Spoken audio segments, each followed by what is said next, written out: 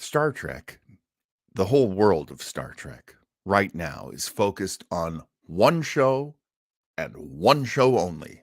Picard, season 3, the final season of Picard. Wink. They keep dropping breadcrumbs about other things.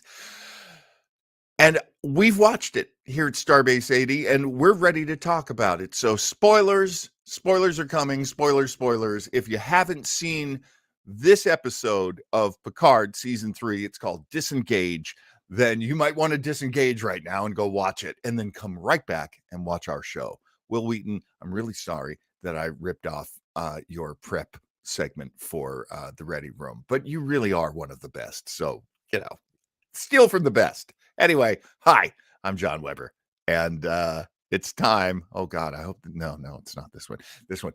Okay, and it's time for us to start the show.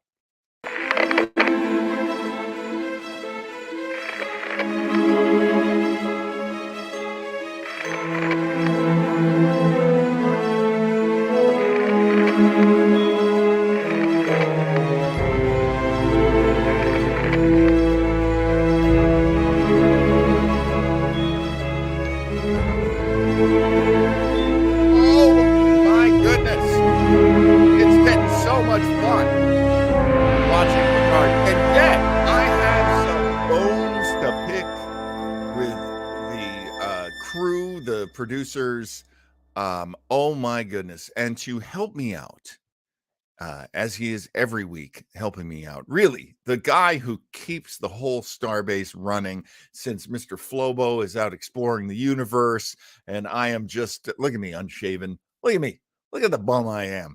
Thank God I have my chief science fiction officer, Joe Townsel, on board. Mr. Townsel, thank you for joining us as always. Thank you, Captain John. And who better than the chief science fiction officer to keep the captain in line? Oh, here's to that. I'll drink a sluggo cola to that. Oh my God, I gotta. Oh, okay. I don't want to jump ahead. But Sluggo Cola made an appearance in this episode, and it was so good. It was so good. So many beautiful little things in this episode. Did you find the feast of details that I found, Mr. Townsel? I'm sure you did. I'm sure I found some. I'm sure there was some overlap. I'm sure we have both found things unique to each of us. So collectively, we're going to have a lot to share with the folks today. Absolutely. Josh Postel is with us. Josh, you're right. I do need to regrow the beard. As a matter of fact, we are halfway through this play that I'm doing. And I'm counting the days till I can let the beard come back and people don't have to look at this anymore. And they don't have to see these. Oh, my God. Here's the thing about getting older. And Joe Townsel, you are a youthful, bright ray of sunshine. I'm not talking about you at all. But when you get older, you get older fast. Like from 40 to 49, I looked so young. And then from 50 to 59, it was like, oh, somebody pulled out the painting of Dorian Gray. I just went, bleh. Anyway. Well, John, once you're over the hill, you pick up speed. You just roll down really fast. That's so true. And I keep telling myself, no, you have the body of an everlasting android. It's just much like Jean-Luc Picard. You got the old model. It is time for us. I'm going to have to find a better segment for this down the road. But it's time for us to do something that Joe and I have discussed, and that is run down the beats of the show, as writers like Joe say, the beats, the important elements. And so we got the beats. I need some music for this. Well, how about this? We got the beats. We got the beats. We got the beats. We got them. Yeah. Perfect. So let's run through the beats of this episode. Mr. Townsel, a extremely talented novelist and storyteller, you are the man. Please lead us through the relevant portions of the beats of this episode, Disengage. Well, should I engage or disengage? Oh, I see. You're talking about the title of this week's episode, Disengage, which will be very prominent in our beats to come. The dad I gotta jokes tell you, run wild. this episode inspired me in a lot of ways, and during my breakdown of the beats, I think we're gonna see me breaking out into song once or twice. I'm just gonna forewarn you. So, starting right off with Rangers and Klingons and Starfleet. Oh my! Because as we knew last week and reinforced this week, all kinds of folks are after the good crushers on the Ilios for some reason. Yes. And trust no one, as Beverly has warned us. Trust no one. I think so far the theme of the show, I'd say. So far, I would say that's definitely the theme of the show. Yeah. But before we move ahead, let's go 2 weeks back. We see our intrepid Mr. Crusher, as we come to know and love him, staving off some Raider invaders, basically saying, time for an inspection. And I think what the leader of the Raiders is actually looking for here is probably some zit cream, because he's got some messed up face, man. Stop picking at those things, dude. But I don't know, maybe the ramen I know he gets bribed with will help in that regard as well. We'll have to wait and see. But kudos to the makeup people either way. Either way, exactly right. Hopefully the actor doesn't really look like that without his makeup. I'm pretty sure. But we start right off with a successful bribe, although he gets ratted out anyway. Yep. The Raider leader says, let's call the marked woman. I'm assuming this is not the case because she's heavily tattooed, that there's something going on there. The marked woman, of whom we, of course, will meet later in the episode with much fanfare. Yes. And, go to brief credits, back to the action.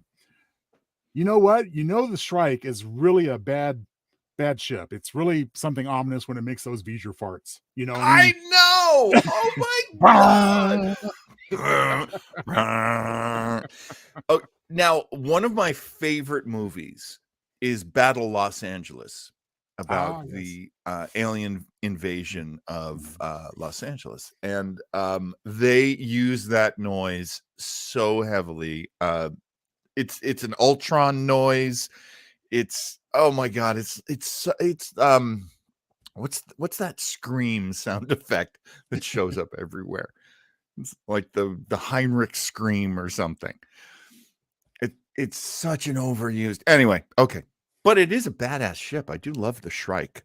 The Shrike is great. It envelops other ships very, very eerily.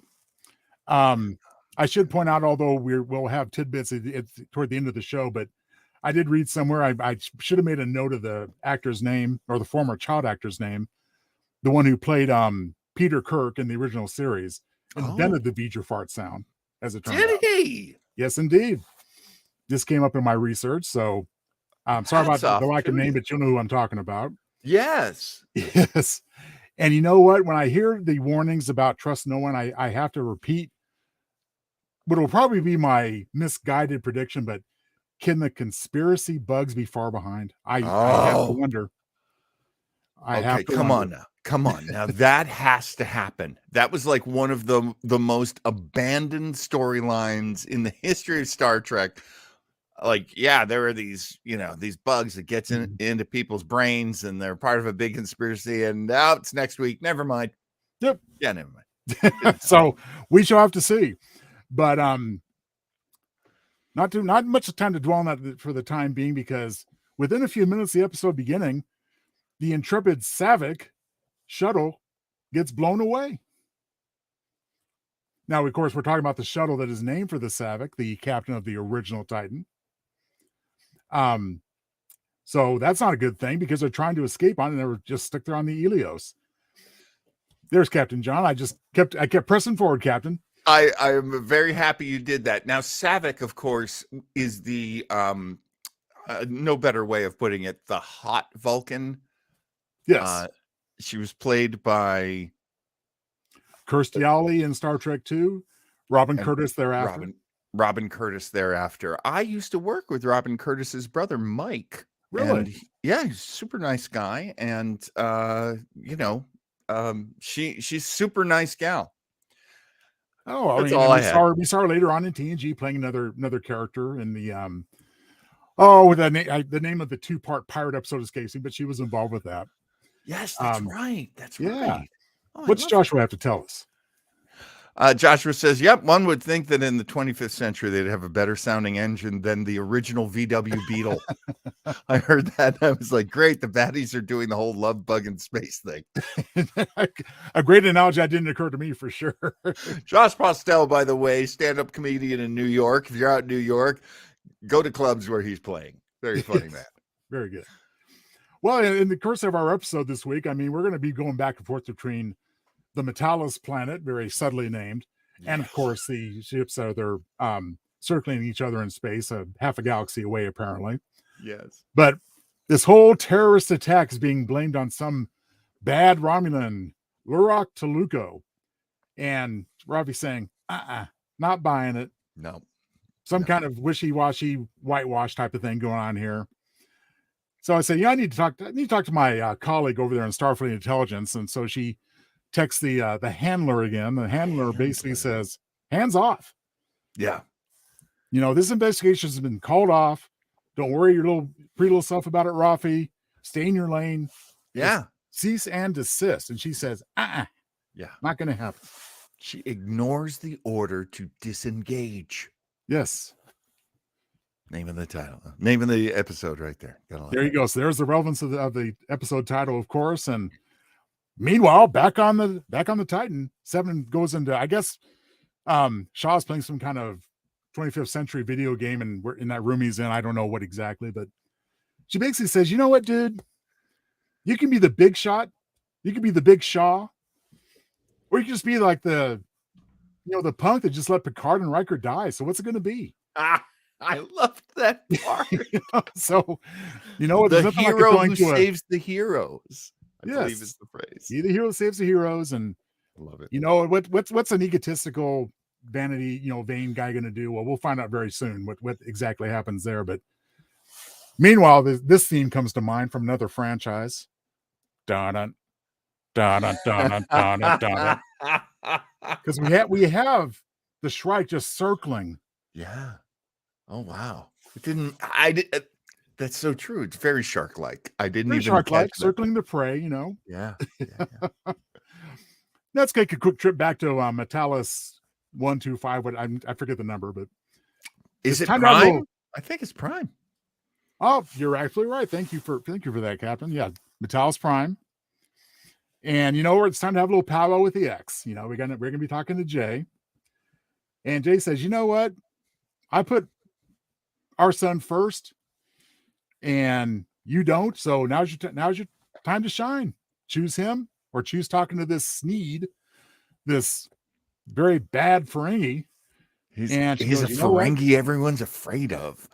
He's kind of a bad Ferengi. I mean, not a poor quality one, but like kind of a an evil one. Maybe this is what we were supposed to get in the very beginning of with the Ferengi, and just kind of missed the mark back then. Really, a very interesting version of a Ferengi, I have to say. Yes, absolutely.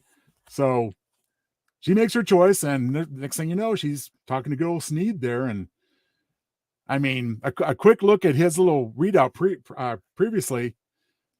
Close affiliations with people like Morn, yes, and Brunt. Yeah. So kind of a little surprised at Morn. I thought he was a kind of a nicey guy, but I guess he has his things too. Morn had a past. That was the thing. I feel like it's canon that he was like a smuggler and he did some evil stuff. Yeah, that's true. I mean, there was Who Mourns for Morn, DS9 episode, we kind of learned a little about his shady dealings, but he's just such a cutie pie, so innocent looking, but sweetheart, sweet looking guy. But anyway, so she's talking to Sneed there, and Sneed he's not really buying it. He says, "Okay, we got some Section 31 Starfleet intelligence, shenanigans going on here. Why work for the Romulan?" Says, "Oh, you do? Well, here's his head. So you think you still work for him?" Kind of blew that cover. So that's some badass gangster-ish right there. I kind of liked that. I have to admit. And just lop off the head of your own flunky there. I mean, that's pretty badass, Right. And he says, well, there's one way to prove who you are. Why don't you have some of the hair of the dog that bit you there, Rafi, and point this thing at your eyeball and imbibe. Whatever that drug is, I still don't know the name of it, but yeah, he makes her look into the drug. Yes. So she's able to trying to shrug off that old truth serum, and say, well, I did work for him, and didn't fly. But things are looking pretty grim. Yeah. And then you hear something that gives you hope, and that is this. Da da da da da da da da da da da. Man, I'll tell you what. When Worf is around, heads are going to roll, literally. Yeah. I love that they established, like, I'm the badass Ferengi and I cut off my enemy's head. And Worf is like, hey, how you doing? With the badass new Kurlith blade, that's pretty efficient, not as gangly as a Batflet. Oh, let me tell you something. That watch out for the conventions from now on. You're going to see so much more of that sword. If you're a sword maker, make that sword right now. You're going to sell. Oh, yeah, we're going to be seeing those real soon, I'm sure. And again, I warned you at the beginning of the recap here, the beats, that I might have to break out in song once or twice. So forgive me, but here it comes. See if you recognize this tune. Oh, when you find yourself in desperate need of rescuing from the Ferengi Sneed, there's only one Klingon to call, of course, the badass Mr. Worf. Hey, I think that sums up the scene real well. Wait a minute, is that the Mr. Ed's? I have to admit, I did put some words to the Mr. Ed theme, just for this Worf occasion. is a Worf, of course. I fucking love it. I was reminded of a Jim Croce song as well. I won't sing that one. Well, maybe I will, but yeah, good, please. You don't tug on Superman's cape. You don't spit into the wind. You don't force Rafi to take some drugs, and you don't mess around with Worf. Oh, no, no, no. Do. Perfect. Meanwhile, back at the Titan, you know what? Jack Crusher turns out to be a pretty upright guy. He's trying to escape, but because he wants to hand himself over, so he doesn't want to trade the 500 souls for the 2 relics any more than Shaw does. Very, very heroic at its core. I am very intrigued by one of Jack Crusher's previous aliases, and that is John Carson. I guess at one point in the past, he must have been like a late night talk show host. I didn't even catch that. They even read that one verbally. It wasn't just on the screen. Right, John Carson. Yeah, so I guess maybe in episode 3 we'll encounter like Ed McMahon and Doc Severinsen. We'll have to wait and see. I'm sure at some point there's going to be like a locked up piece of information, and he's just going to hold it to his head. That's right. So one thing we'll talk about more in the analysis portion of the program. Yeah, the down and dirty part, as it were, is that John Luke is really taking charge. He's in command, and I'm loving it. And he basically says, "Hey, Jack, Mom's in the, she's in suspended animation, the little, medical pod. So Mommy can't defend you, defend yourself." And that's what he's doing here. He's saying, you know what? I got to, make the move here and do what's right. But you know what? When it all comes down to it, Riker told him in the elevator, Picard says, are you not going to acknowledge what I know, what Beverly knows, what everybody in the audience knows? I believe, doesn't he use the phrase like, you don't see what I see? Yeah. Like that, which I love, because you're right. It tackles the question we're all asking, like, is that or is that not Jean-Luc Picard's son? We got a guy that uses French terminology with a British accent. Yeah, it does remind me of somebody. That was wild. Where it was one of the guys he was trying to buy his way out, right? And he says, "Mon ami." Exactly. And it's English, so mon ami. Oh God! I when I saw and heard that, I was like, "No, you did not just do that." Hey, I am your Shardish. Well, at this point, we're getting toward the big climax of this week's episode. I mean, right at this, we know that Worf is whisked off away to some hopefully safer place. I'm sure we'll know more about that next week. Right. To conclude the events on the Titan, I mean, highlights, of course, included one thing I may have glossed over. I have to refer back if you'll indulge me, Captain. But Sure. One last song cue for me. See if you know what this is referring to. Put me in, coach. I'm ready to play today. As Vatic gets her tractor beam, uses this as a bat, and just basically knocks the Helios into the Titan like a base. She hits a homer, hits out of the park. I love the fact that we are seeing with this and with the terrorist strike on the recruiting center or Yes, whatever it was center. last week. Right. They're taking technology that we've seen before, like a teleporter or a tractor beam, and they're using it in ways that the people on the screen, the people of the future, are going, what? Huh? Wait, you can do that? That was cool. I really dug that. I think so too. And like I said, that I can't, if somebody out there can tell us if something like this has ever been done before, I'm pretty safe in saying this is a first. I mean, it seems like the sort of thing that if you're playing the video game, you'll try to do it. You'll be like, why can't I do this? Oh, pardon me, not enough power, or, it's too big, or okay, that's a good explanation. But we're dealing with weaponry that, is futuristic even in the future. So absolutely, that was super cool. And I guess to wrap things up event-wise, we'll be talking about the meat of the episode here in a minute. But that Shaw, he's just about to let you say, okay, open the ship up, let him beam over, be done with this guy. Let's get the hell out of here. Yeah, take the prisoner. Yeah, take him, And Picard gets that good old Patrick Stewart booming voice from yesteryear. Says, no, Admiral's orders, lock it down. We are going to, and great timing. Here comes Riker bringing Beverly to the bridge, now resuscitated.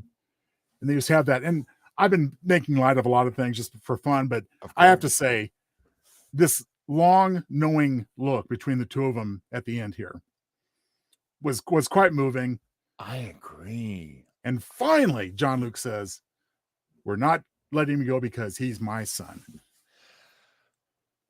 There's some real masterful stuff going on here. And if I may slow us down just for this moment, because absolutely, of course, this moment totally deserves it. You've got a great actor in Patrick Stewart, of course. And so, okay.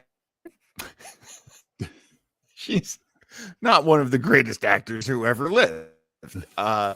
But there are a lot of things I appreciate about Kate McFadden. One of them being she is from the stage. She is a stage actor, like Patrick Stewart was. And it's been many years since she's played the character. And so she's putting a lot into it. And I really appreciate that. And the peak of her effort as an actor, honestly, I mean, her greatest moment, and that's just so far, she could have many more, is that moment where she's like so near death. She's been brought out of this very necessary unconsciousness. She had been shot and it ruptured an artery and she nearly died. And the doctor on the Titan, do I have her name handy? I don't know if I got a character name. I do not. Yeah. We do according to Memory Alpha. She is Dr. Oak. Oh, okay. Missed that one. Not that it's so important, but I really liked the actor playing her. So I was like, who's that? No one I knew before, but she's very good. Beverly and Jean-Luc, they do it in a look. They communicate everything in a look, and they haven't seen each other 20 plus years at that point too. Exactly. I loved it. I totally fell for it. Did it seem did it seem goofy or reductive to you at all, or did you totally buy it, Joe? No. I mean, really, that's my point in mentioning it within the levity of our wrap up here, is that it seemed totally genuine. Especially, I'll take them off my glasses to emulate it, but especially when Picard closes the eyes for a minute and kind of considers it, and he realizes, you know what? Can't get around it now. Yes, sir. That's my baby boy. Don't mean maybe. You know? And to wrap it up, we got a type of pew pew pew to distract the Shrike. They go flying into the red cloud, to hopefully get away. Maddox just cackling, laughing, as if to say, "If any of you effing move, I'll execute every." You know what line I'm referring to. And as Amanda Plummer's, like to use the word motor scooter. There you go. And if Amanda Plummer's get every motor scootering one of you. There you go. I like that. Anyway, if Amanda Plummer's real life dad, Christopher, in his words, I mean, it's definitely appropriate here at the very end. The game's afoot. If she had a mustache, she'd be trolling it. We got a great intro to her, and we're off and running into the nebula to see what happens next. And that's our beats. Pretty exciting episode, I have to say. I like it even more hearing it from you. Because there were things about this episode, Joe, I cannot paint a smile on it. There were things about this episode. If you and I weren't doing this show and I was just watching it for fun, I might have walked away. Really? Let's hear about that. Okay, so would this be Down and Dirty? I think it's the Down and Dirty section, yes. Okay. We're still working out this format, but I'm loving it. Yeah. I'm loving this format. I'm okay with tropes and cliches. Those things come up. They happen. A lot of times it's shorthand to telling people what you're seeing. So the fact that we get that sound effect when the Shrike shows up, and the Shrike, by the way, let me put this forward. You tell me how you feel about it. The Shrike, I think, is a very evil version of Gene Roddenberry's Andromeda. Oh, although it also it reminds me of Eric Bana's ship in Nemesis. The Scimitar? I can't remember his name. Oh, was it the Scimitar? The Scimitar was a ship that Shin's on, of course, being the Picard clone that gave him trouble back then. Right. Oh, no, maybe I'm thinking about the one that Eric. Oh, I'm sorry. You're thinking about Star Trek 09. I don't recall the name of his ship. Right. Thank you. And I'd have to see it again, but I feel like it's got like all those pointy things on it, and it's got the Andromeda thing, or it's like it's in the middle, but the wingspan comes out. Anyway, I love all these things. I am really upset with how they handle everything with Ruffy. And I can sum it up in one moment. And the argument with the XJ, sure, that needs to happen. That's fine. But really, Jay, the ultimatum is, well, I can give you the information of the mission that you're on right now that I know is very important to you because you're very upset that so many people were murdered, and you could have possibly prevented that murder, or you could be nice to our kid right now, not later, now. Which one's going to be? Okay, that's a very false choice right there. Like, she can do both. Both can be accomplished. It doesn't make sense, that this ultimatum. But what really doesn't make sense is this ultimatum. And Joe, I correct me if I'm wrong. Jump in if I'm missing any details here. Sure. But this is a classic moment in a plot where you raise the stakes. you make things harder for the hero, who in this case is Rafi. Mhm. And basically it's all being explained to us by them yelling at the top of their lungs in the middle of the street. I wrote this. I'm in Starfleet intelligence, Rafi shouted in the street. You are the worst undercover agent ever. Now, I know the practicality of what we're seeing, which is somebody says to the actor, you got to really push it. This is really important. So our Douglas Arianowski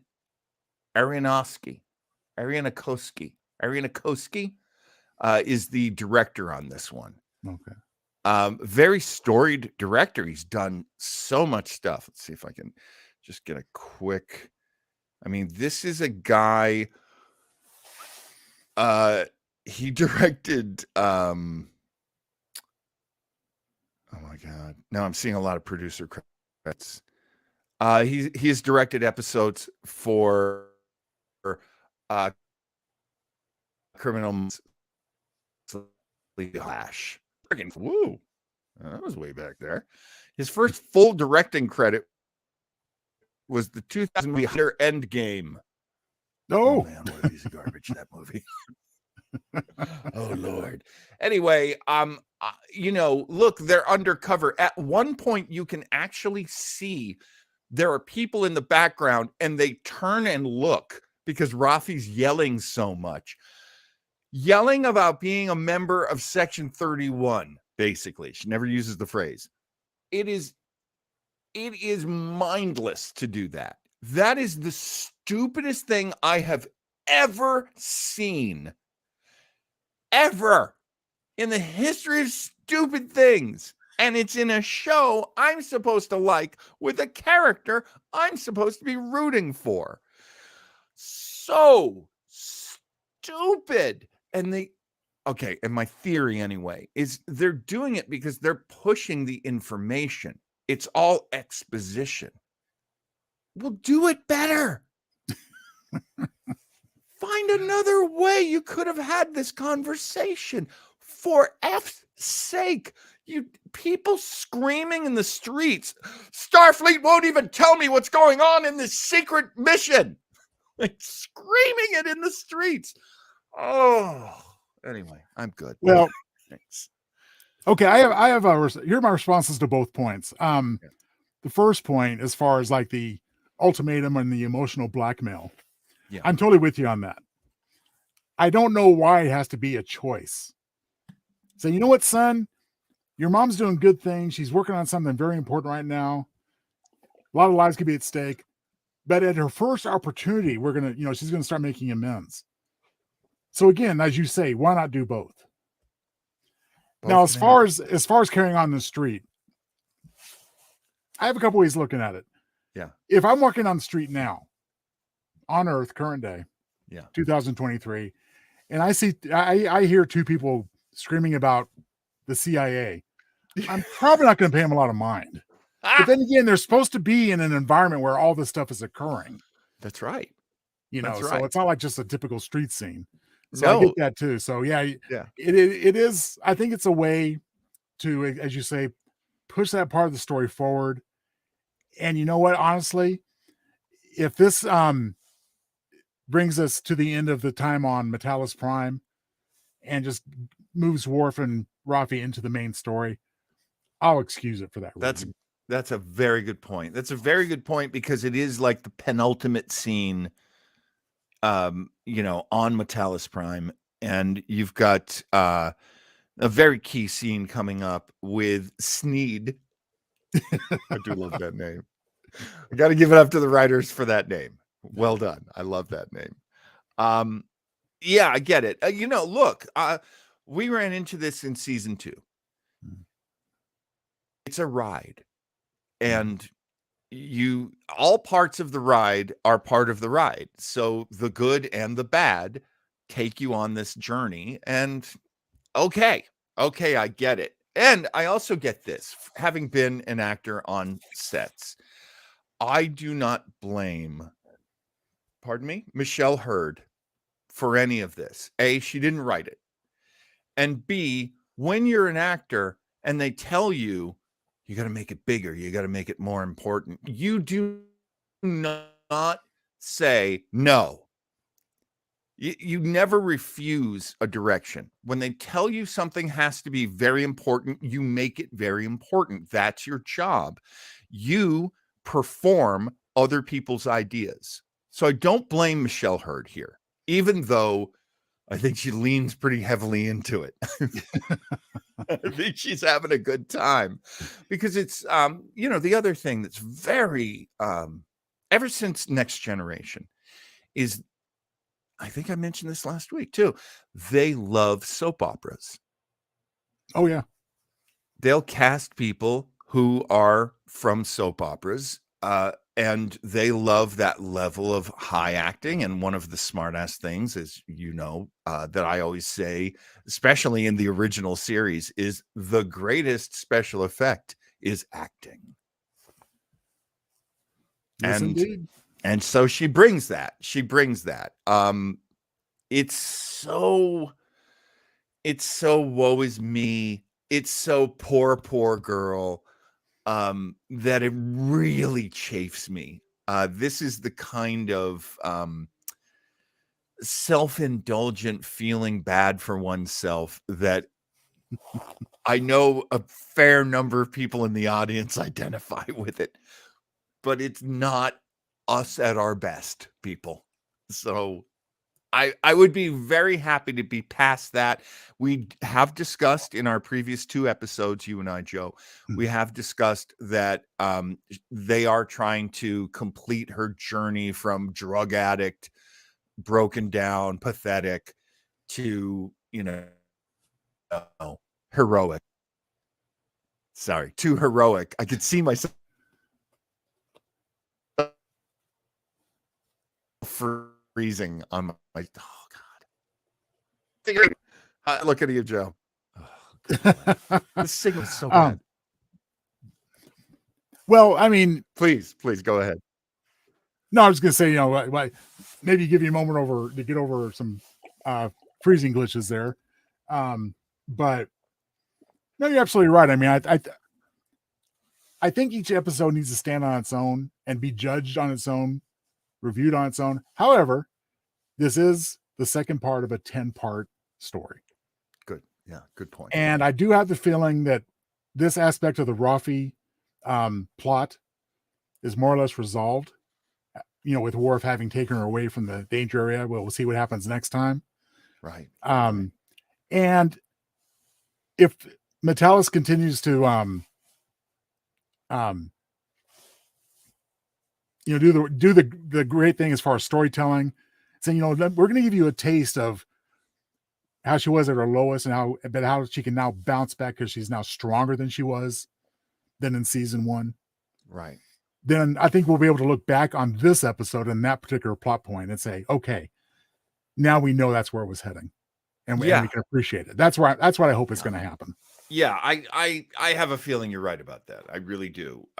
It's the destination's a good place to be. The journey's a little rough. Journey can be a little rough, and again, as we had with season 2, I mean, the destination turned out to be fall a little bit short in some areas, so we're disappointed on some aspects of it. Hopefully that won't occur this time. And I'll repeat a similar character arc that I think is happening with Captain Shaw. I think we saw a little bit of it this time. He's still arrogant. He's still, but I think we're seeing a little bit of him coming around and like saying, you know what, there's a bigger picture here. Let's talk about Captain Shaw. We get some really good nuggets of how these things are working in his head. And I just wanted to bring this up. Where did I put it down? He basically says, the Titan, when it comes to this squaring off with the Shrike, Captain Vedek's ship, Vedic. I'm pronouncing Vatic. Vatic, right? I think that's how it's spelled. I've actually seen some misspelling so far in the fan press, so that's kind of thrown me. when he realizes how badass her ship is, how badass the Shrike is, he basically wants to back down, and he says the primary job for the Titan is exploration. We're an exploratory vessel. All right.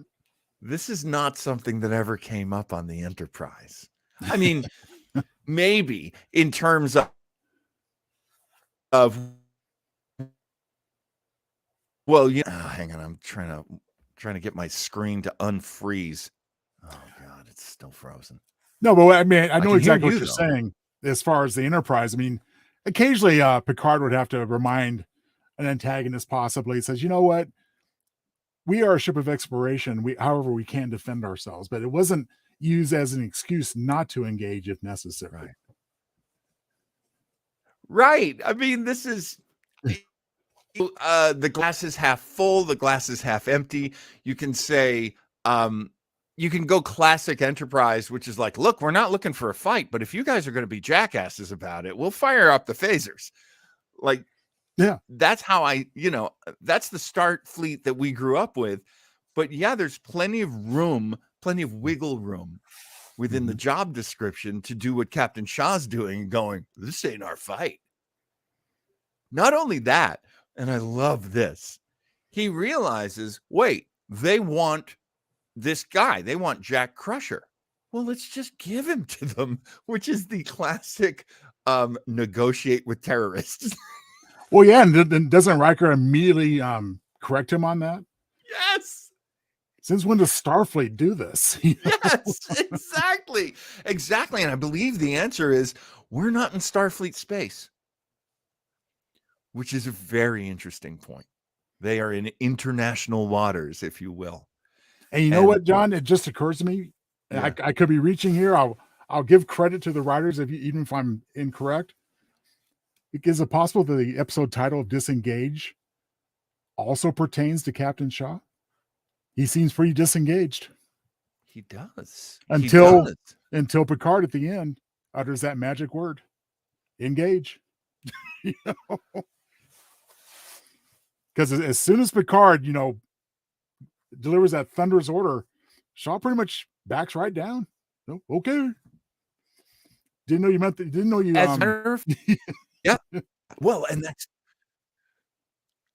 what's funny about that is when he first meets Riker and Picard, Shaw's talking all this crap about, well, you guys shoot your way out of every situation. You guys are, he never uses the word cowboy, but he basically gives the, you're the space cowboys and you're a bunch of troublemakers and I don't respect you, basically is what he's saying. And now he realizes he's not going to get out of this just being the above it all captain. He's going to have to engage. And I love that moment too, where Picard, but I really think it's Patrick Stewart, like pats Shaw on the leg. Yeah. And says, good man. All right, let me take over. And I kind of love that. I have a prediction. Were we going to do predictions as a different section of the show, do you think? Oh, I think we can do it now. I honestly think, and this is going off something you said much earlier, last week, I believe you said it, which was, I think Shaw's going to be a hero. I think he's going to really step up. But I hate to say it, he's going to give his life. That's my prediction. Going to do something. I mean, that super heroic getting between the Shrike and the Helios. Yes. That was great. That scene, that was a yes for me.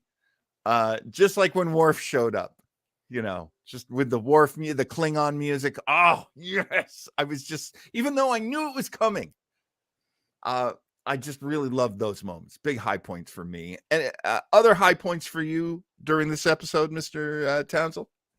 Well, just expanding a bit on what you just said about the, I missed that in the beats.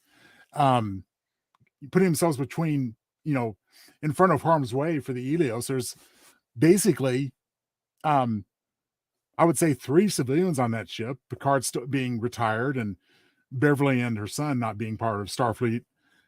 And it reminds me, this is a very obscure reference, but I was bragging a while back on an author named Vonda McIntyre, who wrote many Star Trek novelizations of the movies. And in her novelization of Star Trek II, I believe, the question was posed to her as a test question.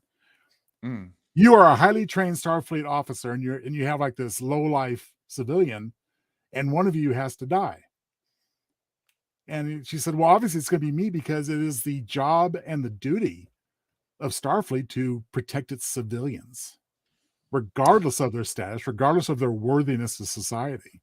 You're right. And that was just that moment of the Titan going, and Shaw had to give that order. I mean, it could have come on the recommendation of Seven. Yeah. That was him being a Starfleet captain for the first time in this season for me. Which is also incredible, because the Titan, you always figured the Titan is this big badass ship. So it would have a badass captain. I mean, Riker was the captain. I have to jump back very quickly, because as difficult as the connections have been on this episode, some really great stuff has come through. Josh Postel points out that I was thinking of Nero from, as you said, Star Trek 09. And the ship was the Narada. So that's right. Thank you very much, Josh. That is good thing we have people like Josh to help fill in the blanks. Huh? Thank goodness. Thank goodness. Okay. Any other down and dirty, let's get down to it, subjects we want to tackle on this one? I'm going to look through my notes very quickly, because we're just about to get to the tidbits part. Yes, and I got those ready to go. But I think just overall, it's just it was a great continuation. It's still building, it's still setting the stage, but it's not doing it in a plotting, frustrating way. I mean, aside from a couple of possible missteps, i.e. Rafi and Jay's exchange, which may pay off in a better way later, so we'll reserve judgment on that. At least I will. Maybe. Looked like some good actors there, man. Or it could just be a misstep, and we'll know in the coming weeks. But we're still building here. Here's a prediction I'm going to make. Yeah. I think our highlight episodes are going to be, just based on the momentum I've seen so far, and based on a couple of the episode titles, I think we can look forward to real humdingers in episodes 4, 5, and 6. I think as this hits the midpoint, I think it's like we're going to really see the momentum. I don't think it's going to slow down after. I just think we're just going to see some really exceptional stuff for the first time at that point in the series. I agree. And I think it's because, and I have to say, this is something an executive producer does. So I'm going to put this at the feet of Terry Metalis. I believe the slow unveiling of the returning cast members is a very good idea. It does feel slow. But Geordi has not shown up yet. We have not really had any time yet with Worf. We're going to see Lore, apparently. Like, I'm looking forward to all these things. I'm glad they're just going page by page, work your way through the story, and these things will come. I do love that this episode was like, let's just get it out of the way. Jack Crusher is Picard's son. Let's just settle. And I love, as you pointed out, I love the Riker like looking down at him from his, 6'4" tower. Like, you really don't see it. I loved that. And of course, Frakes. To me, Frakes is like one of the best actors on the damn show. I just love him so much. I kind of love his brush cut that he's sporting right now. Definitely looking at the distinguished elder statesman for sure. And just very very much the old lion, Yes. I just love that. Let's see. I do like his remark when he was chiding John Luke, saying, do the math. Which you did last week, and it blew my mind, because I was like, wait, he is the age where he would have been born when she took that time off. I swear he knocked her up during the Naked Now. I mean, that okay. Oh, I wanted to know that. So you think that's when they banged? Well, I mean, you have to play a little bit fast and loose with the time frame, because that was at the beginning of It season was at 1 the and she was gone beginning. in season Yeah. 2. But Yeah. you know what? I mean, if you suspend a little bit of disbelief, that's a possibility. Otherwise, it was off screen, which is possible too. Right. But I Right. do think she was gone season 2 because of that situation. Well, I love that explanation because it is such a meta explanation. You know, the actress and the character are no longer on the show, so they wrote some story around that. I love that. That episode of Next Generation where they were like joined by the hip, the Defiant Ones episode, remember? Exactly, right. They're linked. Now they were linked psychically, were they not? They had these little things put on the back of their necks which tapped into their brains, and yeah, they could read each other's thoughts. And so that never came up the time I had your baby and then hid him away. Well, not only that, but in that episode, that's a little bit of a in retrospective, a little bit of a continuity error, because it was only then apparently that Jean-Luc accidentally revealed that he had feelings for Beverly. Right. Right. Like that no one saw that coming. I mean, what I liked about that episode was they were kind of like, look, guys, it's not going to happen. Stop shipping it. It is not going to happen. And I thought that was cool. They found a way of, showing how complicated everything was. But And no matter when this actually occurred, as far as conception, yeah, I am looking forward to the explanation. Like, why was they both absentee? Where was this kid all this time? Clearly being raised by someone English. Yeah. who had access to French. What the hell? That's not genetic, You don't just like, oh, I inherited my father's accent. If I inherited my father's accent, they'd never let me broadcast anything ever. And another thing I'm glad to see, and not that I'm looking for a lot of bloodletting or what have you, but I think a lot of people were concerned when they saw the trailers. Worf's famous line there is like, "I now prefer pacifism to combat." Right. Said, "Oh no, we're getting like a wussy Worf, and right." No. I mean, we knew there was going to be a lot of good old fashioned warfare, and we got a big taste of that this week. So glad to see it confirmed so early on. and really, I think they're setting us up for Jedi Master Worf. Oh yeah, which I'm totally cool with. Yeah, I mean, you get to be that age, it was one of the episodes, I think it might have been All Good Things, where they show that Worf became this basically crusty old Klingon, like old Klingons become. Right. They become these beat up old war horses, and there wasn't anything really that awesome about him. And so they've gone in a different way, and they've made him like this magical monk. If you take the tack, Data says the end of All Good Things. They said, we've already seen some things start to happen a little bit differently. And they were fully aware of where they were going to be going in that alternate timeline. So maybe Worf took that to heart and chose a direction somehow that retained his better points and not just made him some, like I said, some bureaucrat that just sits behind a desk. And is a bitter divorcee because things didn't work out with Deanna. Right. And let me throw in, we got to get Deanna back too. I hope she doesn't come in right at the very end. I do love me some Troy. No, I don't think I think we're going to get her. I think we're going to get them all within the next couple episodes. Yeah. And then probably all together toward the end. All right. Well, speaking of toward the end, we are toward the end of this broadcast. So let's pull out some of the tidbits, things that Joe Townsel noticed, and I'll throw in some of my own tidbits because I got one or two. Oh, cool. Mine don't compare to Joe's, but come on. All right. So, Mr. Townsel, what's your first tidbit? First little piece of trivia that people should know and appreciate from this episode, Disengage. Well, I alluded to it during the beats, and I did whenever I see a screen with text on, I'm going to put that on my big monitor and freeze frame it, see if there's anything there. Yeah. And we did discover when looking at the details for Steed that he does have affiliations with Morn, Quark, Brunt, and I believe I saw Okada on there too. Okuna. That's amazing. All outrageous, all of them. The outrageous Okada. Oh, that's amazing. So these are the types he would consort with. So that was a good touch. Star Trek novelists, I want to see that. You want to write a dirty dozen with all those characters in it? Yeah. I will read that. That sounds like a real fun time.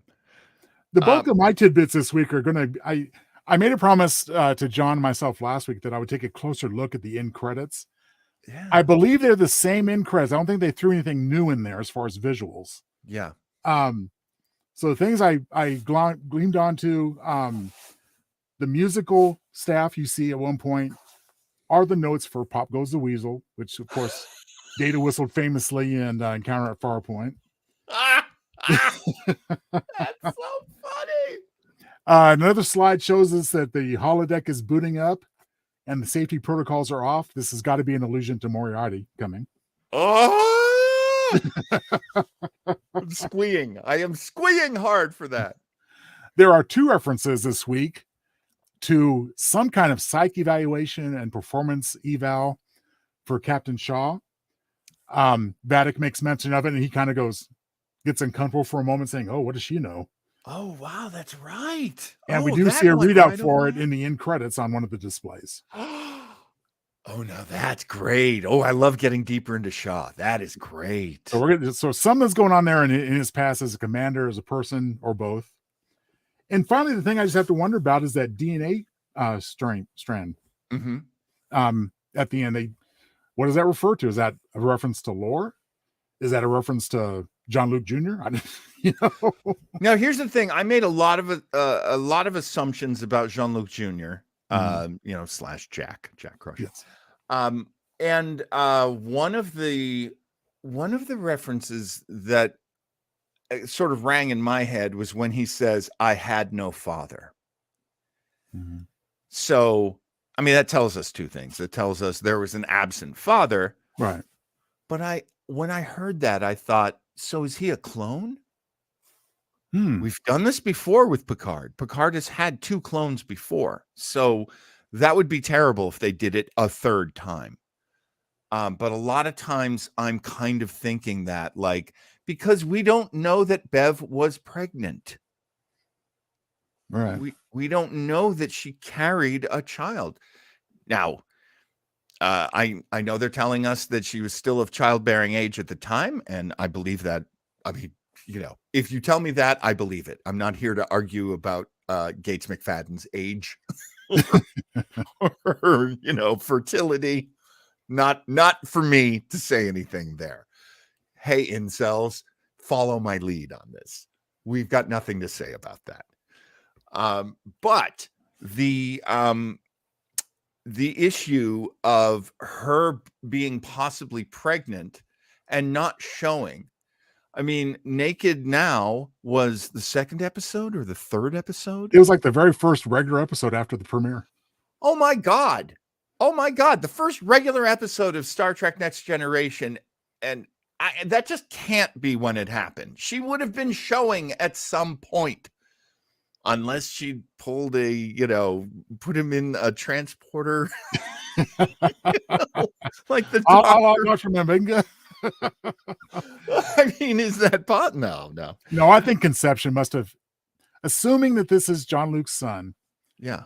And I have to say, unless it's just something extraordinary as far as a plot twist, it would have to be. Because they've done they've done the variations before, like you say. They've already done the cloning. They had the son who wasn't really his son. Yeah. So it's going to have to be, I guess, a conception that just occurred off screen. Maybe they just got high on, coffee and croissant one day at breakfast and did the wild thing and just kept it to themselves. And she had to leave discreetly for a while when she started the show. I mean, it's all so crazy. Okay, I've got a couple tidbits I'd like to throw in there. I do like that they officially said Section 31 in this episode. When Captain Vadic Vatic, right? We're going with Yes. that. When she does the speech about the Shrike, it reminded me so much of Wesley's speech from The Princess Bride to the pain. We will fight to the death. No, let's fight to the pain.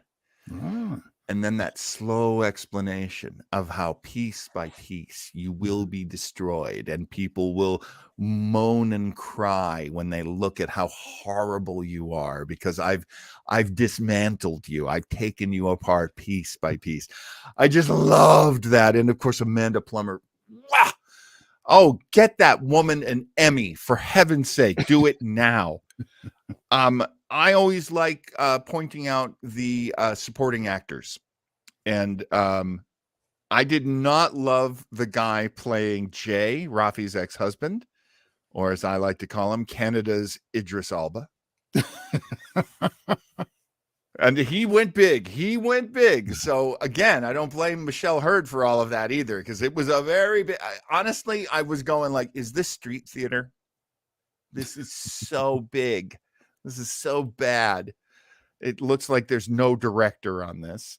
But I do want to point out, okay, so Sneed, the Ferengi, and this is a very modern day Ferengi that we're seeing right now. Sneed was played by Aaron Stanford. Offhand, do you remember the name Aaron Stanford? Not the name. I'm sure you'll tell me about what he did that I will remember. Aaron Stanford was a star in the 12 Monkeys TV show that Terry Matalas did. But people will remember him, as I remember him very fondly, from the X-Men movies. He was in X2 and he was in X-Men Last Stand playing Pyro. Oh, okay. And so he's worked with Ian McKellen and with Patrick Stewart, this young man. And I don't know if you remember that scene where he's explaining himself to Mystique and to Magneto. And he says, they say, what's your name? And he says, John. And Magneto says, no, John, what's your real name? And he says, Pyro. And then he explains his power. I can manipulate flame, but I can't produce it myself. I have to use a lighter. And if you'll remember, Ian McKellen, as Magneto says, you are a god among insects. Never apologize for who you are. And I hope every nerd in the world did what I did and take that to heart. I know I do. You have powers and you are a god among insects. Apologize to no one. And that was our Ferengi. And he was great. Oh my God, he was so great. And he's not kind a of shame kid. he got decapitated right away, wasn't it? I was hoping to see more of him. And that was the thing that killed me. It was like, oh my God, I love this guy. Oh, you chopped his head off, Worf. Oh, for heaven's sake. This is why we can't have nice characters. Also, a personal connection to, okay, so you remember Jack is in the brig of the Titan. Yes. And there's that very tough looking security officer, blonde guy. That's a comedian. He's a comedian named Adam Hunter. He's a fully trained professional wrestler. He and I spent an afternoon auditioning for Last Comic Standing in Phoenix, Arizona. He got on Last Comic. He did really well. He didn't win, but he did really well. And Adam was so good. He was so good in this. So yeah, but by all means, if you have any time and you want to look up a comedian, look up Adam Hunter. He's an MMA guy, but unlike Joe Rogan, he's super accessible. He's nice to everybody, and he's really funny. Oh, he's a very funny man. So I was really happy to see him. I think that's all the tidbits I've got. I got one possible. I saved it till after you had yours, John, because it's a possible one. I didn't have time to research it, but I'm pretty sure it's accurate. Yeah. So basically, Steed inflicts the drug called Splinter onto Rafi, I'm pretty sure this is a 12 Monkeys reference to a drug also named Splinter in that show. What? That's crazy. And it all happened on Metallis Prime. It all happened on Metallis Prime. So I hope that's accurate. I'm pretty sure it is. I just didn't quite get to confirming it 100%. So specific. It was so specific. I was like, that's a weird detail. Why'd they throw that in? I don't know. We're never going to see or hear that again.